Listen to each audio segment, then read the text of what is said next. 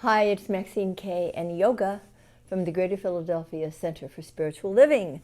And we are with you again for another little love note, time to reach out and connect with you. Well, is it over yet? Yoga's been asking me that. No, not yet. And what's so is that there's still a good deal of uncertainty. And it's interesting how we as spiritual human beings are learning how to live with uncertainty. And the reason that we can do that, I believe, is that there are certain things that are more important and more eternal than what may be going on, no matter how grave it may appear in the world. Yoga says, I have things to do. Okay, you go do them.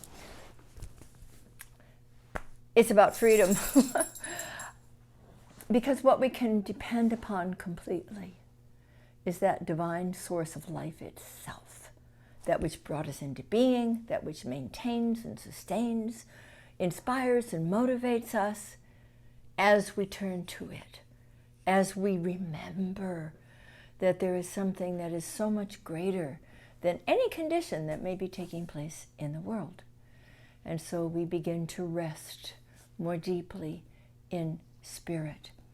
And we begin to realize that the uncertainty of the times is something that people and all kinds of creatures have experienced since time began. For instance, you see a caterpillar, and the caterpillar really has no idea what it's going to become.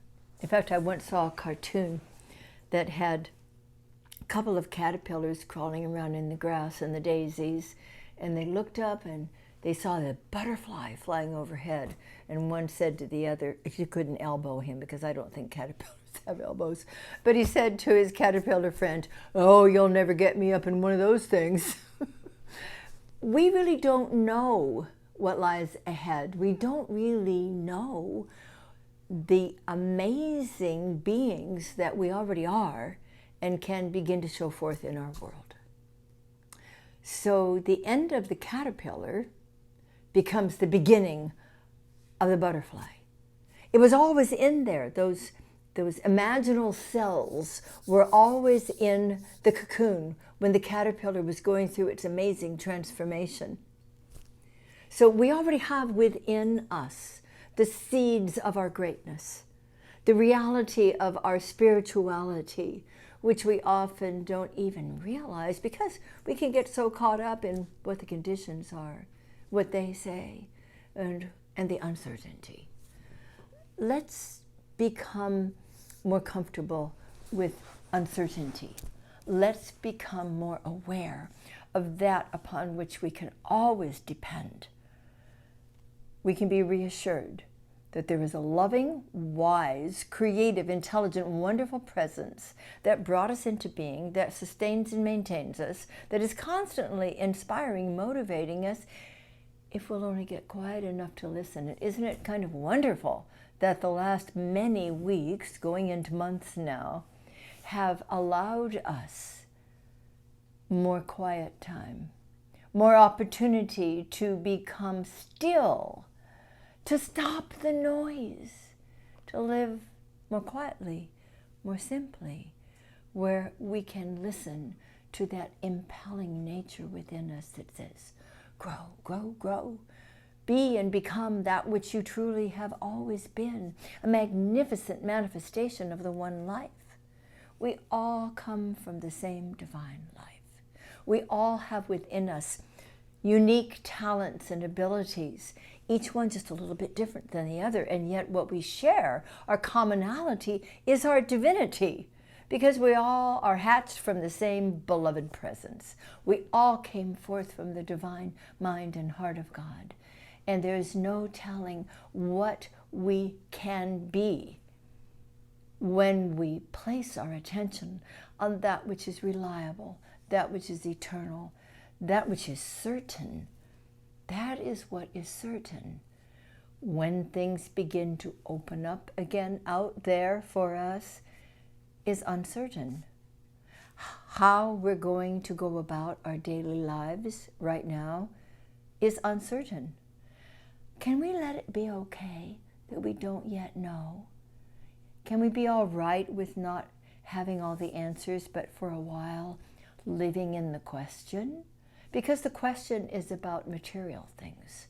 It is not about our spiritual reality.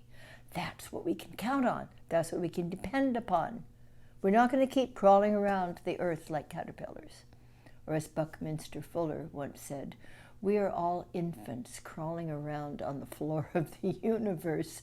That only occurs until the time comes that we reawaken to who we truly are and let that beautiful, authentic self grow wings and fly, and let our wings touch others' wings, encouraging them and motivating them to be and to become all the beautiful, spiritual, human expressions of the one life that we all are.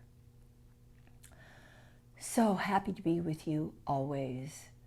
Tomorrow you'll get to hear Reverend Mike. And then on Sundays, of course, we always have our live streaming.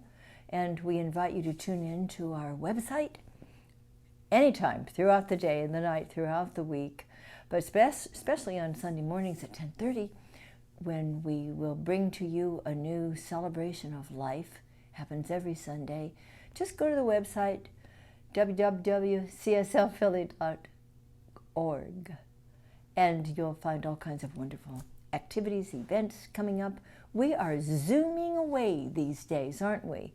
We've become so Zoomful that we have meetings and we have classes and we have opportunities to be with each other, properly socially distanced, and yet together, heart to heart.